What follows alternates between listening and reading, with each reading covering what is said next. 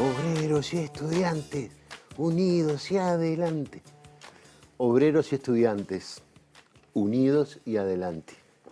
Así era el ritmo de nuestros pasos que dejaron huella. Telas, palos, banderas, ideas. El futuro que queremos habita en nuestro presente con nuevos cánticos y las consignas de siempre. Nuestro hilo conductor es el compromiso con los chiquitos que faltan, con los chiquitos que vienen.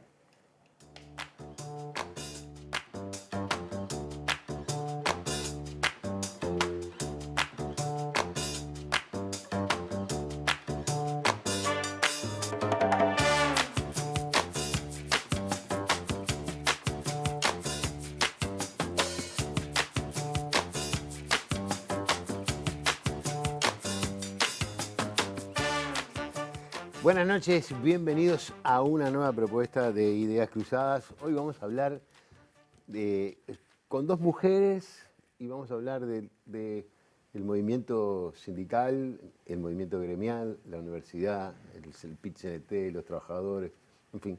Vamos a partir de esa gran y hermosa consigna que es la de Obreros y Estudiantes Unidos y Adelante, que bueno, que recorrió el Uruguay y el mundo seguramente. Vamos a hablar sobre ese tema. Para eso tenemos a Florencia Leymonier, que es dirigente sindical, militante sindical, secretaria general de SUTEL. Gracias por venir. Gracias a vos, Piñi, por la invitación. Por favor. Y Amira Fagundes, que es militante estudiantil, responsable de asuntos gremiales de la FEU. ¿Está bien? Sí, excelente. ¿Es así? Muchas Bueno. gracias. Bueno, primero que nada, gracias por venir. Gracias por la invitación. No, me parece que está bueno que podamos hablar de estos temas, sobre todo desde la perspectiva de dos mujeres, ¿no? Que tienen que vencer, como todos en todos lados, no solamente las trabas de ser militantes, sino también de ser militantes mujeres. Primero les invito a conocerlas a ustedes. Y para eso, bueno, nosotros tenemos una propuesta que es ver una foto. Y a partir de esa foto, descubrir un poco de la historia de cada uno de ustedes. Así que, si estamos de acuerdo, vamos a ver la foto de Florencia. Bueno, para empezar, ¿cuál sos vos? La del lado izquierdo. La del lado izquierdo, Sí. la que está abrazado con tu padre. Con mi padre, sí. Y la otra es mi hermana. Pero no somos gemelas, no somos mellizas. Nos llevamos 2 años, pero éramos de chicas Estuvimos muy discutiendo parecidas. mucho de si no eran Sí. mellizas. Yo apostaba que sí, pero Sí. ¿ella es No. mayor que tú? No, yo soy mayor. Vos sos mayor 2 que años ella. más. ¿Y eso qué es, una carpa?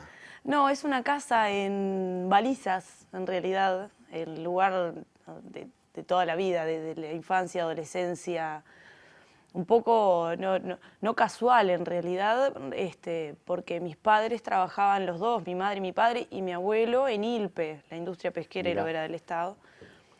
Mi madre trabajaba en la planta en Montevideo y mi padre era camionero, entonces toda la circulación al Polonio, La Paloma, toda esa zona era como recurrente y bueno, eso hizo que el verano, vacaciones, momentos directamente del año pasáramos por esos lados. ¿Y qué importancia tuvieron ellos en que vos seas una militante social o sindical?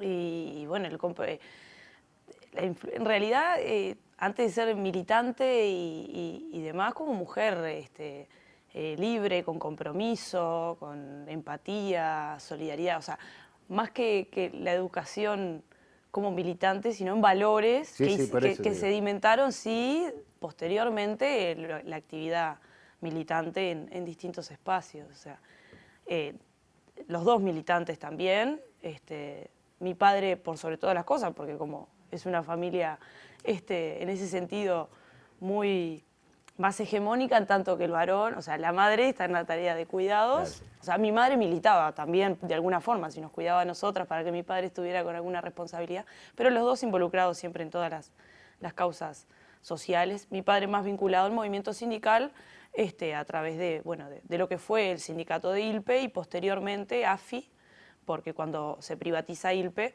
los reubican Y mi padre va como cochofer a la DGI, que termina siendo, bueno, integrante de la dirección del sindicato también. Eso te iba a preguntar, ¿cómo fue? Porque ¿la privatizaron o la cerraron? Y fue como la concesión de un estilo lo del puerto, ¿no? O sea, una concesión de 60 años que después termina lo provisorio para siempre. O sea, fue la entrega de una industria importante para nuestro país. Y bueno, fue en la época de los 90, ¿no? O sea, Sí. no fue únicamente ILPE, sino que fue en toda la ola Instituto Lobero y Pesquero del Estado. Ah. Industria Pesquera Lobero del Estado. Exactamente, Exacto. sí, sí. Me acuerdo que los camiones que tenían como un pescado pintado en el coso de ILPE. Valicera. Sí, sí. Y me ponen acá algo que lo discuto mucho yo, aguatense. Sí, aguatera. Aguatera. ¿Y por qué sí? Aguatera. Ese gesto de como si fuera lo único importante en el mundo. Y bueno, no lo único, Pero sí. Sos son de los ídolo. amores, sí. Sí. ¿Y gritabas, cantabas? Y todo. Agitás. Es la terapia. Es La terapia es de la septiembre, la liga es como la Está terapia. La bien. descarga. Sí. Y ricotera también. Y ricotera, sin duda. Sí. O sea, no tenés ninguna virtud para hablando. Depende de dónde lo mires. No, por el contrario. Después podemos hablar un poco más de Aguada. Bueno, pero vamos a ver tu foto también. Sí. A ver qué es lo que nos muestra la foto de Amira Fagundes. Una Amira chiquita, con una gran sonrisa. No crecí mucho después de eso. Bueno, no estamos hablando de la altura, sino que estamos hablando del tamaño. ¿Dónde es eso? ¿Cómo es eso? Es el patio de mi abuela materna en Delta del Tigre. Era chiquita ahí, tenía 1 año y algo. Vos sos de Delta del Tigre, ¿naciste allí? Santiago Vázquez. En Santiago Vázquez. Sí, mi familia es toda del oeste, de Santiago Vázquez, ahí Delta del Tigre, Paso de la Arena, todos por ahí. ¿Y cómo era tu familia? ¿Cómo era la conformación? Bueno, en realidad, familia materna bastante chiquita, todo ubicada por ese lado. Y después la familia paterna, que es toda de Canelones, que es, bueno, después donde crecí y que, bueno, que hice la escuela, el liceo y todo. Una familia muy grande, que también fui como adoptada por mi padre de alguna forma, que no es mi padre biológico, entonces también tengo como una cuestión de entender los vínculos más allá de la sangre, entonces capaz que también un poco eso, una familia que, bueno, que se fue como conformando así. Y bueno, después mi familia más vinculada a Santiago Vázquez es capaz que un poco la experiencia que fui ahí como mamando de mis abuelos y eso, militando en el comité de base, desde siempre ahí en la vuelta. O sea que de ese palo viene... Sí, ya me adelanté a la pregunta. No, está muy bien, está muy bien. Digo, yo no tengo por qué preguntarlo, pero está bueno que lo diga. O sea, de por ahí de repente viene esa inclinación hacia los temas sociales y políticos. ¿Y cómo llegas a veterinaria o por qué a estudiar veterinaria? Bueno, di muchas vueltas cuando estaba en el liceo de, bueno, qué iba a estudiar. Obviamente no tenía muchas experiencias cercanas, capaz que de mi barrio, de mi familia, de lo que era ser estudiante universitaria. Y entonces me tuve que ir mandando. Primero me mandé a Facultad de Medicina y no me encontré en ese lugar. Y me gustaba la ciencia, la biología, la investigación. Y dije, bueno, voy a probar por acá, por veterinaria. Y bueno, y ahí me quedé. Espero salir dentro de poco también, ¿no? Pero bueno, fui como buscando por ese palo de la ciencia. Y bueno, me encanta lo que estudio. Y obviamente que también abre como un montón de cosas, también el tener una mirada capaz que un poco más crítica de, bueno, de qué estudiar, qué no estudiar, qué cosas meterle más cabeza, más pienso. Porque además vos sos primera generación de estudiante universitaria en tu familia. Sí, también es como una responsabilidad. Es como una responsabilidad, te sí. iba a decir, ¿no? Sí, obvio. Además, bueno, yo siempre trabajé mientras estudié y recibí beca, un montón de cuestiones para también poder, de alguna forma, llevar adelante la carrera, porque es bastante difícil mantenerse estudiando con la cantidad de horas que lleva y está más trabajando. Pero es un compromiso también de, bueno, en algún momento, como familiar, de, bueno, tener el título y todo lo que significa también después, ¿no? Sí, poder aportar, no solamente como tengo el título de sellito, sino bueno, de compromiso también social de aportar un poquito al país de tanto de todo lo que nos da la universidad. ahora estás en Montevideo. Sí, ahora estoy viviendo Cuando acá. ahora la Facultad de Veterinaria se mudó para casi Canelones y vos te viniste a Montevideo. Sí, sigo teniendo 1 hora y media de viaje. O sea, no me escapo de No te tener un escapás de la montón hora de y media de viajes. viaje. Sí. Bueno, ¿cómo está esa facultad? ¿Está buena? Está divina, sí. Yo- Extraño la vieja sede, pero claro, bueno. me imagino, sí. sí. Todo ese mundo precioso, además, con esas construcciones antiguas que tenía la Facultad de Veterinaria. Sí, Pero bueno, está. Es, sí, el, sí. es el avance. Sí, ahora igual abre otras puertas, ¿no? De un montón de laboratorios, de salas de estudio, de otras cosas bueno, que son más posibilidades también Claro. para estudiar. ¿Tú también estudiás?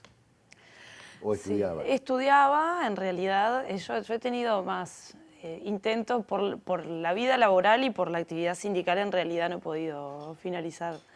Hice magisterio, por la mitad, más o menos, lo dejé.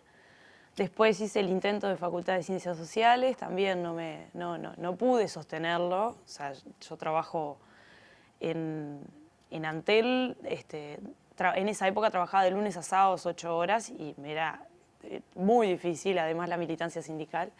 Y ahora en realidad estoy haciendo un curso que con extremo sacrificio para sostenerlo, y parece mentira porque es una vez a la semana que tengo que ir, educadora sexual. Pero así como para no dejar de estudiar, y después todo el estudio que no es formal en realidad, ¿no? La actividad sindical y la militancia tiene también todo un espectro de formación que es permanente, sistemático. Bueno, el PIT-CNT tiene el Instituto Cuesta Duarte sumamente calificado en una cantidad de cursos que también hacen a la formación, pero la educación formal estrictamente, bueno, ha ido en esas experiencias. Tenemos dos mujeres más o menos cercanas en edad, con responsabilidades muy importantes a nivel gremial y sindical. Y bueno, vamos a hablar de feminismo y de otras cosas, pero en un instante nada más. ¿Les parece bien? Maravilla. Hacemos una pausa y enseguida seguimos.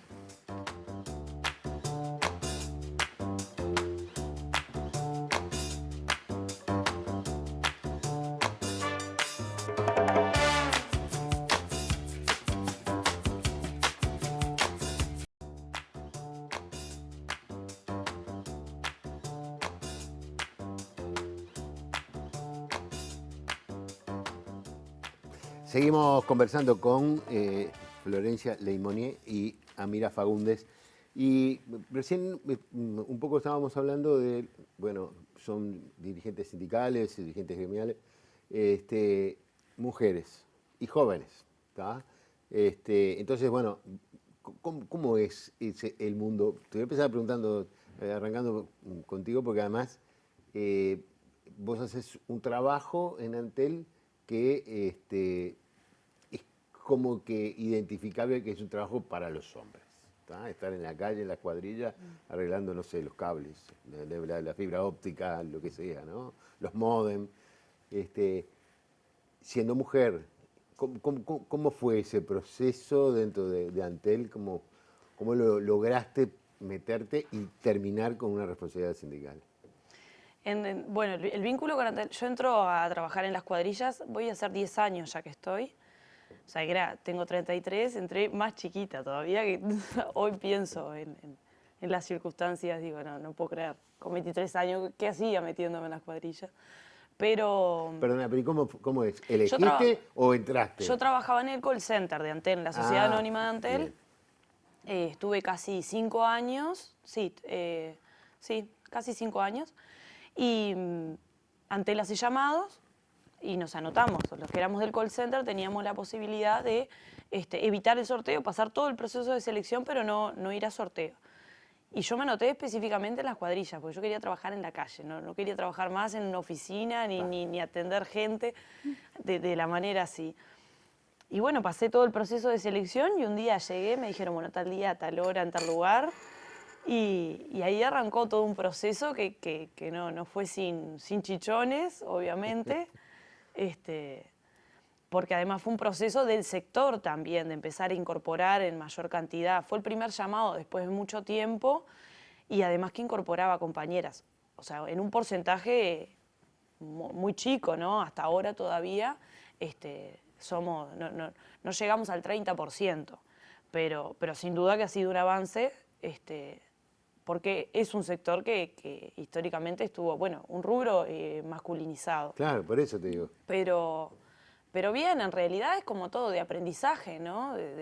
En una cantidad de aspectos. Y como te digo, no sin chichones y sin un montón de circunstancias donde, bueno, en algunos momentos quizás con situaciones más hostiles que otras, pero bueno, pero es posible, es parte de la transformación también, ¿no? En algún momento, más allá, no se define en términos generales, no es algo, no se resuelve administrativamente, sino que, bueno, estando ahí, conviviendo, exacto. Pero tuviste que aprender además. Digo, te presentaste al llamado y después tuviste que aprender el trabajo. El trabajo, sí, Claro. sí, la tarea, sí, sin duda. ¿Tenías experiencia de habilidad manual? Y en realidad, sí, o sea, sí, siempre fui medio atrevida en ese sentido. O sea, me sirvió eso y un poco orgullosa, ¿no? Sobre todo cuando no podés, las mujeres no pueden, ¿no? Yo no estoy de acuerdo que estén trabajando acá, como me decía, ¿no? O, quería ser machito, porque cosas así. Compañeros que les tengo un afecto inmenso hoy y que, no, conmigo, no, yo mujeres no quiero y que hoy de repente es tipo, bueno, no, sí, yo trabajaría contigo perfectamente o directamente me ha tocado trabajar con una cantidad de compañeros que inicié hace 10 años atrás, hacían Cruz Diablo. Pero sí, aprender fue todo un proceso de todo, porque además también esta cuestión de los obstáculos culturales más que nada, ¿no? Desde el punto de vista de la destreza física, de una cantidad de cosas que el trabajo en este caso implica, o sea, desde una escalera, de cargar una escalera hasta hacer trabajo de fuerza, y bueno, nada, en realidad fui aprendiendo y me encanta. ¿Y los clientes o los usuarios? Es Cuando muy llegaba buena. una mujer a arreglarle algo. Y en realidad la receptividad es muy buena. De hecho, en muchas circunstancias, por ejemplo, cuando se trata de mujeres que viven solas o mujeres, personas mayores y demás, genera como una confianza diferente que vaya una mujer, ¿no? Claro. O cuando son adolescentes digo, nosotros si no hay presencia de un adulto no entramos al hogar, pero jóvenes, gurisas jóvenes de repente, solas, bueno, que venga la cuadrilla, hay también como una cuestión. Claro. Entonces, que hay una garantía. También tenés de los otros, ¿no? Que en realidad hasta que no quede el servicio reparado no pueden creer que una mujer sea la que venga a resolver el problema. Pero, o te ayudo, o él te ayudo, o ¿no? Todo el tiempo, o sea, si es un varón que está haciendo la tarea, esa solidaridad no se expresa tanto como si es una mujer. Y es hermoso cuando le decís no y lo terminás resolviendo y es tipo... Sí. Ya te vi ahí que estabas revisando. Esa historia la escuché muchas veces. Mi madre y mi padre, los dos trabajan en una vidriería y mi madre hizo siempre las tareas a la par que mi padre. Sí. Desde colocar un vidrio a sacarlo, cargar ventanas y siempre el te ayudo, capaz que no podés. Claro, sí, siempre en un plan... Sí. ¿Vienen tu familia trabaja en vidrierías? Sí. ¿O vienen del vidrio? Sí, o sea, como la parte más comercial De de la vidriería, carpintería en aluminio, que bueno, también he aprendido, ¿no? Porque así fue como el negocio familiar hasta que, bueno, no se pudo más y ahora trabajan para una empresa, pero bueno, también esas cosas se aprenden, ¿no? Sí, también esto te muestra una historia, ¿no? Sí. La pérdida de repente de lo que era la fuente de ingreso, el comercio familiar, Sí. Y bueno, los movimientos económicos que te van sacando y tirando para afuera, ¿no? Sí, que a veces no queda más lugar para el comercio chico y Claro. que bueno, tenés que irte a trabajar a otro lugar. Pero bueno. ¿En el movimiento estudiantil también es tan difícil para las mujeres o no lo es tanto? Sí. ¿Sí qué? Sí es difícil. Sí es difícil en algunas carreras estudiar incluso. o sea, en la mía principalmente todo lo que tiene que ver con el trabajo, capaz que más asociado a lo rural y eso es también, se ve bastante machismo de, bueno, de capaz que no podés manipular o hacer determinadas cuestiones por estas cuestiones también, de, bueno, capaz que no tenés la capacidad física. Y bueno, después en lo que tiene que ver con movimiento estudiantil, sí, también hay algunas barreras.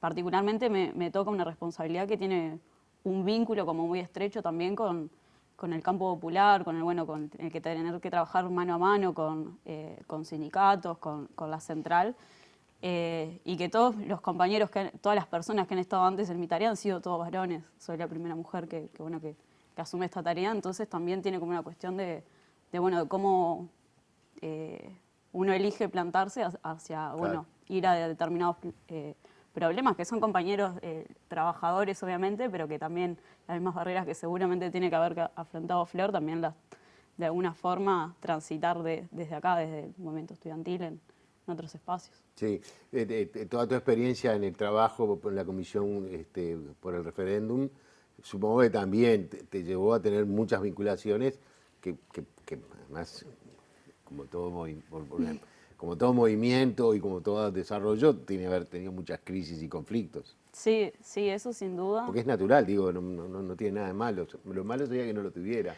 Exacto. que no hubiese avances, que no hubiera discusión. Sí, obvio. Y aparte de las diferencias, uno también crece, se forma y genera opinión también, porque uno no se las sabe todas, e incluso compañeros con tremenda trayectoria militante, uno que tiene días en esto, aprende un montón también de esas discusiones y bueno, sí, obviamente hay momentos que bueno, toca plantarse y pararse y bueno, ahí dicen, mira la chiquita. Sí. Mira. Sí. Es interesante el proceso en ese sentido. Yo lo planteo a veces, si lo analizás estrictamente desde el punto de vista de género, y si, bueno, te parás enfrente, ahora son los mismos compañeros con los que, de trabajo, que compartís una cantidad de tiempo, generás incluso vínculo afectivo. A mí me pasa mucho que, no, pero es tremendo machista, o fulano, menganocita, pero es el que en realidad me pisa la escalera cuando yo estoy trabajando, o sea, se genera también.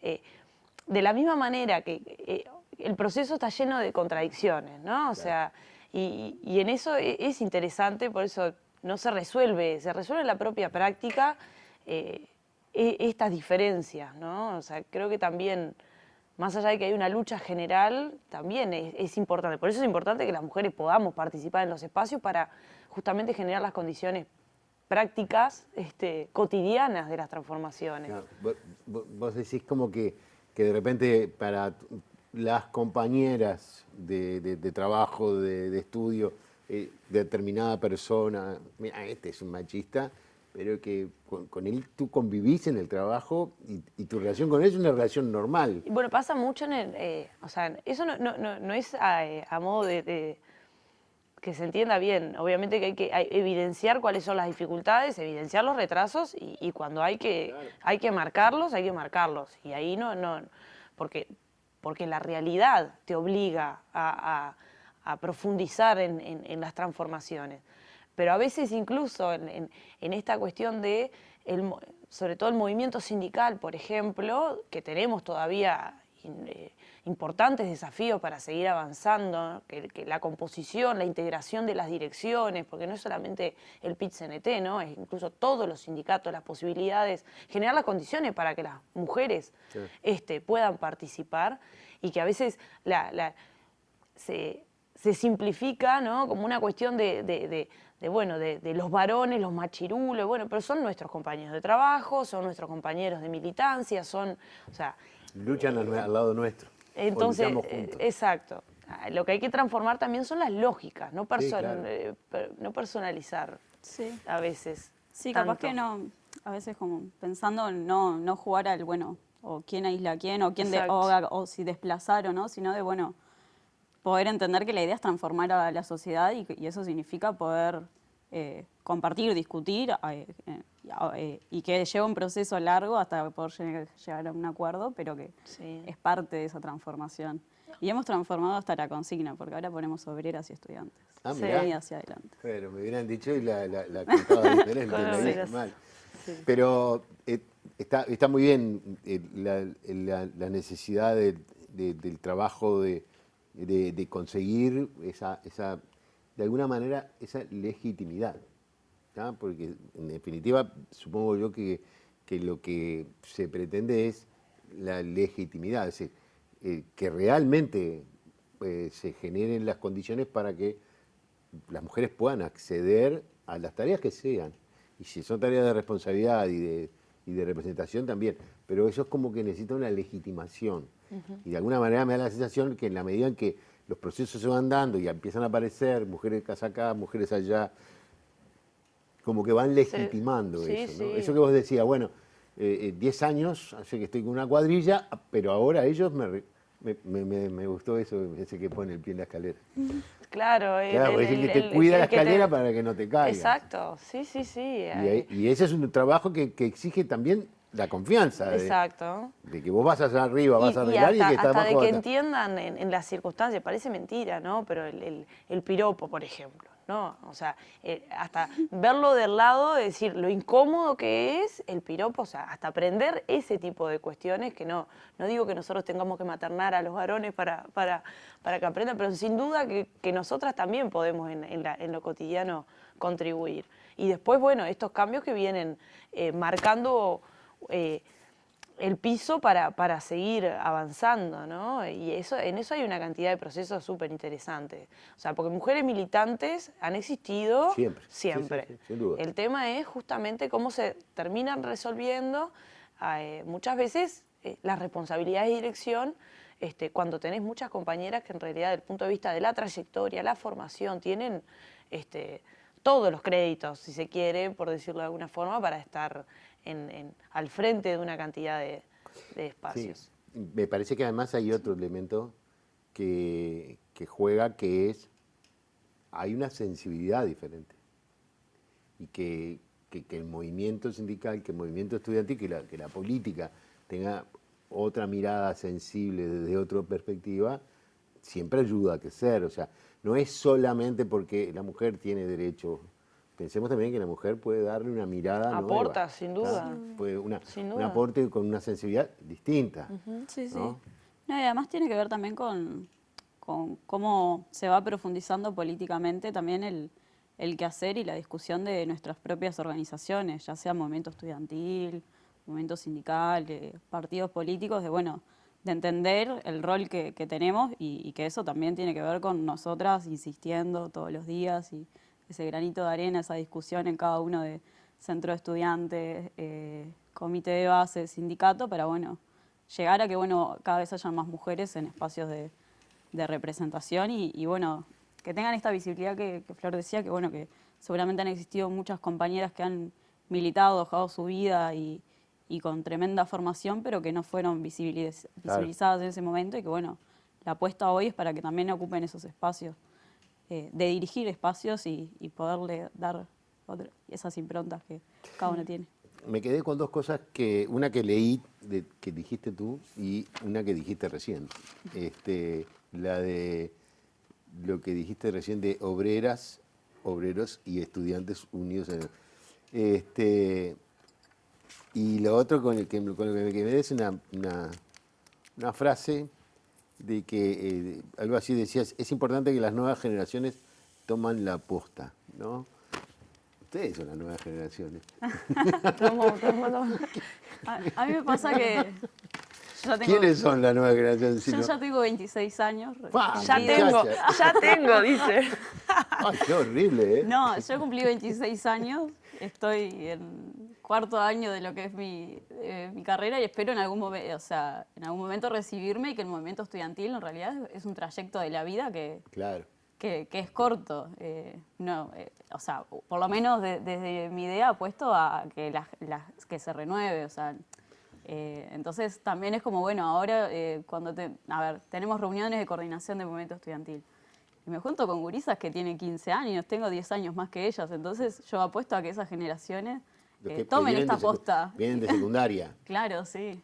Entonces es convivir en realidad con esa diferencia que cuando uno ya tiene 26 años y juntarse con gurisas chicas, uno va notando la diferencia. La diferencia. Sí. Yo no me voy a ir de ese tema porque es un tema que me interesa, pero vos decías obreras y estudiantes unidos hacia adelante. ¿Cómo está hoy la vinculación entre el movimiento sindical y el movimiento estudiantil? ¿Funciona? Sí, sí, sí, sí. Funciona, es como todo, es un instrumento, o sea, es una alianza que no se resuelve, no se firma y bueno, ya está. Se construye permanentemente y todas las expresiones, ya sean los 14 de agosto, son muestra, los 1 de mayo son muestra, las movilizaciones son muestra, el referéndum, las luchas, bueno, todas las luchas que han atravesado el campo popular en los últimos años han encontrado al movimiento sindical y al movimiento estudiantil juntos y juntas. Yo creo que es una alianza que nació y que obviamente hay que cuidarla porque permanentemente hay que trabajarla, hay que profundizarla con todo lo que implica, pero que no nació para tener un final prematuro en absoluto o que haya quedado únicamente en esa consigna o en esos tiempos donde, bueno, el peso también de la alianza en circunstancias sobre todo de dictadura fue superior, pero aún así hasta el día de hoy, bueno, y el trabajo se ve en lo concreto, ¿no? En lo concreto, el apoyo entre unos y otros. Ahora este domingo, o sea, tenemos la marcha, y bueno, justamente ahí eso va a ser otra expresión de la alianza histórica. Hoy el programa se está poniendo al aire el 14 de agosto, que es un nuevo aniversario del asesinato de Liberarse, ¿no? Y en un momento vos decías, bueno, yo quiero que los jóvenes tomen la posta, ¿no? Ustedes son gente joven que ha tomado la posta en un momento determinado. Los jóvenes tienen, viste que se dicen, no, los jóvenes ahora no sirven para nada. No quieren nada. ¿Ah? Los jóvenes fueron los que montaron la campaña por el no a la baja, los jóvenes fueron grandes protagonistas del tema de la recolección de firmas y la lucha por el referéndum. Los jóvenes tienen... La agenda de derechos. La agenda de derechos, ni que hablar, tienen forma de expresar. Quizás son distintas, quizás no son tan partidarias como antes, pero sigue siendo comprometidas.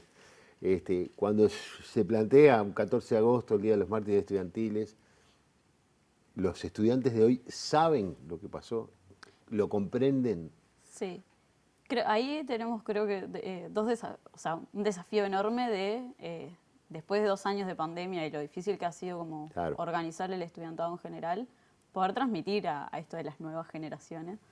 Pero vemos, sí, como este 14 de agosto, además, no va a ser solamente la movilización de Montevideo, viene de una quincena estudiantil con actividades en todos los centros de estudiantes, no solo acá en Montevideo, en todo el país, y marchas en todo el país. Entonces, hay un entendimiento bastante grande, no el que nosotras quisiéramos claramente, de lo que significa el 14 de agosto. Creo que nosotras capaz que ya tenemos como un par de 14 de agosto más arriba, es una fecha que nos emociona, que cada vez que vemos un documental, las fotos, o nos cruzamos a los familiares de esos mártires estudiantiles, lo sentimos como muy propio, como que entonces también eso es como la idea de transmitirle a la gente. Yo estudio veterinaria y tengo la suerte de compartir clases con la nieta de Ramón Peré, que era estudiante de veterinaria, y eso también ha sido como una cuestión de vincular eso, de que es la historia de su familia, pero que es la historia misma de la facultad y de la Universidad de la República, que fue un estudiante que por defender a la universidad, por defender la democracia, lo asesinaron. Y además ahí a muy poquitas cuadras, bueno, ahora ya no, ahora ya no. Pero antes a muy poquitas cuadras de la Facultad de Veterinaria, ¿no? Sí, Liberarse lo asesinan en la puerta de la facultad. Y bueno, ahora la calle que atraviesa ahí se llama Liberarse. Pero bueno, sí, genera como un montón de emociones esta fecha. Claro, no, digo porque es como Igual la que disputa, o sea, la disputa de la memoria histórica creo que atraviesa todas las generaciones. ¿no? Todas Es las una generaciones. cuestión de, es como que vos preguntes que todo el conjunto de los trabajadores y trabajadoras sepan el origen del 1 de mayo. O sea, todo el mundo sabe que es el Día del Trabajador. O sea, la construcción de la memoria histórica es algo que ni siquiera creo hoy día, bueno, es uno de los elementos que está en mayor disputa en todos los planos, ¿no? Desde los discursos que vuelven a aparecer, resignando la historia a la teoría de los dos demonios, como hay un sinfín de... Creo que, bueno, las nuevas generaciones es fundamental que que tengan... sepamos, que sepan, pero también hay algunos huecos en la historia para una cantidad de personas que no necesariamente son jóvenes. No, Entonces, obviamente. No, yo me refería es a tarea fundamental sobre la juventud, pero... No, yo me refería fundamentalmente a este tema atraviesa, vinculado sí, al tema del de carácter. los estudiantes, ¿no? Pero obviamente además también en la lucha hegemónica está construir el relato ganador. Exacto. Sí, Obvio. obvio. Entonces- Igual es algo que damos las discusiones todo el tiempo. Lo mismo, no sé, nosotros tenemos como conquistas inmensas como el cogobierno. La cantidad de estudiantes que participan activamente todos los días de los espacios no es tampoco la que quisiéramos y es, Claro. es una de las partes también que forja la Alianza Obrero Estudiantil. Pero tiene que ver también en esto bueno, de los desafíos de cada etapa y tiene que ver con esto de no hagas solo la tuya, sino que hagamos cosas Claro. conjuntas y construyamos comunidad. Sí, sin esa lucha obrero-estudiantil de décadas atrás, quizás hoy no habría autonomía. Sí. Y si no hubiese autonomía, capaz que no había hijos de los sectores de menos recursos que pudieran ingresar a la universidad. Exacto. ¿No? Por ahí Exacto. también va la historia, es decir, comprender que muchas veces uno tiene derechos, que hay alguien que los ganó. Exacto. Sí, ¿va? sí. Y que la defensa de esos derechos, aunque sean muy antiguos, en el presente tienen una respuesta concreta, ¿no? Que vos puedas ser primera generación de estudiante universitario viniendo de una familia cuyos padres son trabajadores. Sí, sí. No es y- poca cosa. no. Sí, no, aparte uno como que lo siente como en carne propia, pero bueno, también a la hora de construir relato y bueno, de salir a decir, bueno, esto es lo que hemos conquistado, no soy solo yo, son miles. No, y miles. obviamente, Claro, sí. Son tipo, más de la mitad de la universidad, de los estudiantes que ingresan, son primera generación, entonces es un cambio bueno, la universidad no está compuesta como estaba antes, por lo que luchaban capaz que los mártires en ese momento. Entonces se ha visto una transformación real. Sin duda. Que generó bruta resistencia, ¿no? Sí. Porque por eso hoy no tenemos presupuesto para la universidad. Sí. Molesta que Claro, el hijo, sí. el hijo o la hija del vidriero se logre Sí, sí. egresar, ¿no? Que sea universitario. O sea, Hacemos una pausa y seguimos conversando. Está muy entretenido esto, pero estas se ponen a hablar ellas me van a dejar sin programa. Ya seguimos.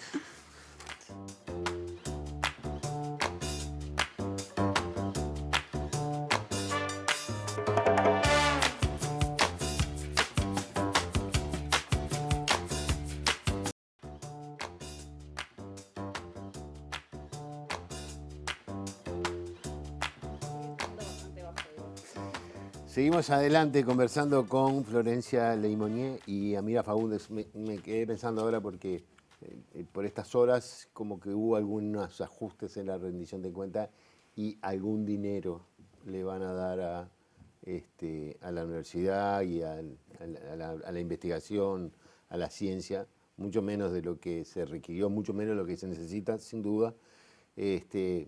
Y me da toda la sensación de que hay como una pérdida, que en el caso concreto de ustedes se puede estar dando en dos formas diferentes, ¿no?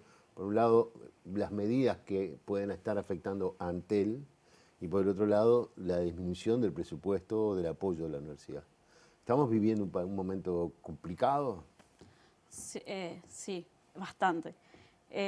Sobre todo porque lo que pide la universidad y la propuesta que le hace al país, en esto que no es solo un eslogan, la universidad al servicio del país, sino que tiene que ver con propuestas fuertes, sobre todo con lo que tiene que ver con el sistema científico, con lo que tiene que ver con el hospital de clínicas, el hospital que tanto hemos defendido las trabajadoras y los estudiantes, y con lo que tiene que ver también con la oportunidad de de que las estudiantes, que esto que decíamos hoy, puedan acceder a la educación, tengan un apoyo cuando lo solicitan y que tienen que ver con las becas y un montón de cuestiones que hoy en día la universidad hizo una propuesta de intentar a que el 100% de los estudiantes puedan acceder a las becas que solicitan y no se está dando plata para eso, o sea, no se incrementa el presupuesto. Entonces, es un conflicto bastante grande el que estamos viviendo, además de todo lo que tiene que ver con los sueldos recontra precarizados de los funcionarios y los docentes. Entonces es una situación bastante difícil la que estamos atravesando, de ver cómo hacemos malabares con la plata, ¿no? De sacar por allá, por mover para acá, para que nada se caiga. Sí, pero siempre a alguien le estás sacando algo. Sí, o le estás achicando un presupuesto, o le vas a dar menos, o no vas a construir una cosa. Sí, a alguien le tenés que decir que no. Que no, claro. Y hoy el gobierno le está diciendo que no a cientos de gurises que dicen, yo quiero estudiar, necesito una beca porque capaz que las condiciones laborales y las oportunidades están difíciles y le están diciendo que no a eso. Entonces es como un poco fuerte el mensaje que da el Poder Ejecutivo, transmitiendo eso, ¿no? A tantos jóvenes que dicen, sí, quiero apostar y me comprometo con esto, y del otro lado no podemos dar respuestas. Claro. Un poco pasa también eso, fue con estas medidas que se tomaron con respecto a Antel, ¿no? Sí. Digo, que el sindicato Absutel ha sido bastante, ha planteado muchos problemas que se están dando, incluso problemas de inversión. Sí, sí. Y estricta, o sea, también incluso preocupa a las empresas públicas, y ni que hablar Antel, que la universidad tenga los recortes Claro. que tiene, porque de dónde sale también todo el desarrollo tecnológico si no es de la universidad. Claro. Todas las áreas de investigación. Imaginemos quién llevó adelante, más allá de los trabajadores y trabajadoras, pero los proyectos del data center, cable submarino, fibra óptica al hogar, hasta el propio Antel Arena. O sea, todo eso, ¿de dónde sale? Hubo cabezas formadas por la universidad, claro. Egresada de la Universidad de la República, de áreas de investigación, de la Facultad de Ingeniería. O sea, en realidad no es una cuestión aislada, sino que tiene que ver. Y sin duda, en esto es un poco los juegos del hambre también, ¿no? O sea, tiro la migaja y veo cómo se reparte, no se disputa entre la universidad, cuando en realidad hay un sector de la población así directamente beneficiado. Y en el caso de los elementos que vinculan a Antel, la derogación de la ley de medios vigente, que tiene todo un paquete de elementos sumamente complejos con respecto justamente a los medios masivos de comunicación, a cómo derogándola quedamos sin normativa. Eso implica que la extranjerización, o sea, no implica directamente, pero deja abierta la extranjerización, la concentración aún más profunda en pocas familias. Bueno, cuánto atenta a la libertad de expresión, que incluso se ha planteado por parte de una cantidad de organismos internacionales, ¿no? Que están mirando con mucha atención y alerta lo que está pasando en Uruguay justamente por eso. Y en el medio nuestra Antel, ¿no? Con todo el negocio de Internet, que objetivamente es el negocio del presente y del futuro. Claro. Y, o sea, hay una disputa, hay un conflicto de intereses real con los cable operadores, con las empresas privadas y muchas multinacionales que necesitan acaparar ese servicio que brinda Antel por su monopolio. Que eso es importante decirlo, no es solamente la ley de medios la que protege a Antel. Antel tiene un monopolio no por definición de su fundación, ¿no? Este año cumplimos 30 años del plebiscito 92. O sea, ahí se expresó el pueblo uruguayo, el monopolio de las telecomunicaciones fija, bueno, en el 2002 lo mismo. Bueno, todo eso también está en discusión dentro de la rendición de cuentas. Todo eso también es parte de la disputa, claro. Y cuando querés acordar, todo tiene que ver, es un puzzle, ¿no? Claro. Yo vacío la universidad, no preciso producción intelectual en la medida que, por ejemplo, la empresa pública yo la estoy desmantelando y son los privados los que van a terminar brindando servicio, siendo muy, muy generosa, ¿no? Después en realidad es negociando el servicio, porque sabemos cómo actúan los privados y las multinacionales, en función de la rentabilidad del negocio, ¿no? O sea, a diferencia de nuestras empresas públicas, que tienen que ver con el acceso universal y accesible a los servicios, a servicios de primera necesidad, como lo son, al desarrollo y al alcance nacional. Y después todo el aspecto de la retribución. No solamente yo llego con un buen servicio, con una calidad de servicio, un servicio necesario al margen de donde vivas, sino que además después lo que yo gano por brindarte ese servicio, porque no es gratis, lo retribuyo a la educación, la salud, Claro. la vivienda, a rentas A generales. rentas generales, exactamente. Entonces, todo eso es lo que está Todo también. lo que está en juego. Y también está en juego porque está ahora en discusión el tema de la seguridad social, ¿no? Y ustedes, bueno, tú como estudiante y futura trabajadora y tú como trabajadora, ¿cómo perciben el tema de la precarización del trabajo? ¿Hacia dónde va el futuro del trabajo? Es un tema el tema de la jubilación, ¿es un tema que tienen en la cabeza presente? Sí, obvio. O la idea de hacia dónde va ese mundo. Sí, capaz que ahí como para tirar algún bocado. O sea, esto parte capaz que de un puzzle. O sea, todo tiene que ver con el desmantelar lo público por ese rechazo que bueno, tenemos un 2020 muy parecido a los 90. Ya Flor contaba la historia de su familia, cómo se desmantelaban empresas y cómo se entregaban. Y esto más de lo mismo, de entrega del puerto, de privatización de la educación pública, de las empresas. Que bueno, tanto han costado construir y que bueno, que es muy fácil derribar con tan pocos meses. Pero en esto de bueno, del futuro del trabajo también hay una cuestión que tiene que ver con que los jóvenes hoy en día son quienes tenemos los trabajos más precarizados. Entonces también tiene que ver con, bueno, con una constante fuerza de hacer parte también a los jóvenes de que participen en los espacios para construir algunas otras perspectivas de, bueno, de qué condiciones son las que merecemos y cuáles son los derechos que tenemos también conquistados, ¿no?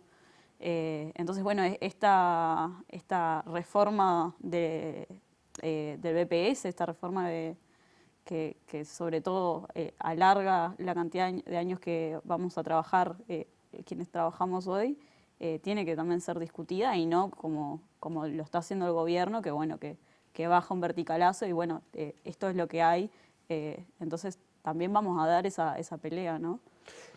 Pero el tema lo tienen en la cabeza, digo. Sí, Sí, sí, obvio. y en realidad reforma de la seguridad social es una expresión que la utilizan, pero es una reforma jubilatoria y que Claro. tiene un componente importante de privatización, o sea, de destruir el sistema solidario de la seguridad social con la incorporación, la profundización de las AFAP, bueno, ni que hablar, trabajar hasta elevar la edad jubilatoria como un instrumento para resolver cuando, por ejemplo, por eso decimos que no es una reforma de la seguridad social, en tanto no está abarcando absolutamente todo. La caja militar sigue intacta, ¿no? O sea, hay algunos déficits que no forman parte de la agenda. Y además en un escenario de rendición de cuentas, ¿no? Hay como una especie también de juego para construir una cantidad de frentes en temas sensibles y complejos para todos y todas que cambian la vida de todos y de todas, no solamente el presente, sino el futuro. Es decir, bueno, nosotras y nosotras, en función de lo que hoy se resuelve, es a qué edad nos vamos a jubilar, de qué forma nos vamos a jubilar, con qué, cómo va a seguir funcionando, porque no es solamente la jubilación, hay una cantidad de prestaciones que están en el medio que quedan comprometidas y que son las prestaciones que utiliza el pueblo uruguayo, no quienes tienen, ni que son los dueños de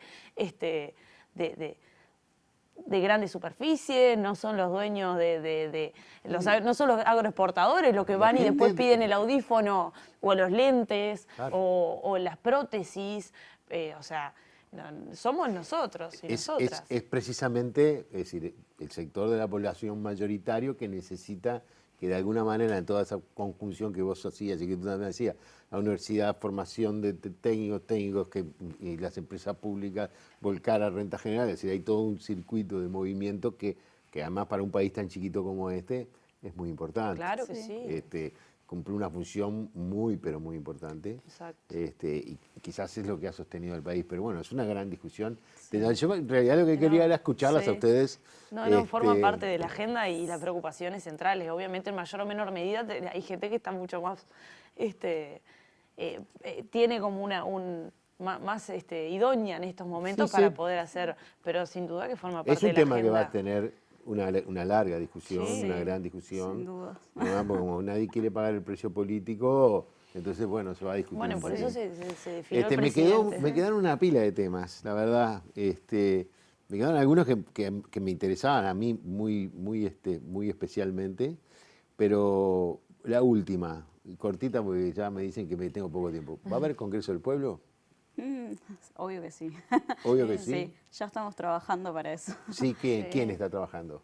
Y bueno, en realidad la Intersocial, La Intersocial. como sus organizaciones fundantes ya vienen trabajando y haciéndose trabajo de articulación y bueno, mirando hacia adelante de cómo se va a desarrollar esto, que sin duda va a ser también cómo nosotras vamos a proponer algo para tener nuestra propia agenda, más allá de esto que vos decías y que decía también Flor, de la multiplicidad de frentes que tenemos hoy en día de pelea, que la rendición de cuentas, que la tenencia compartida, que esta reforma jubilatoria que te meten por un costado.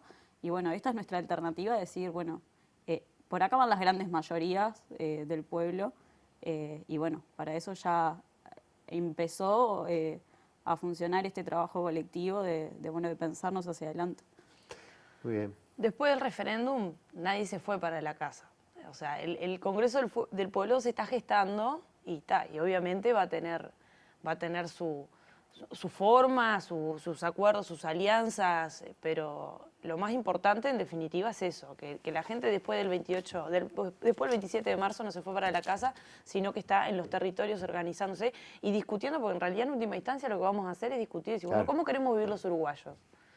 ¿Qué es lo que necesitamos? En el metro cuadrado, ¿no? En la casa, la salud, la educación.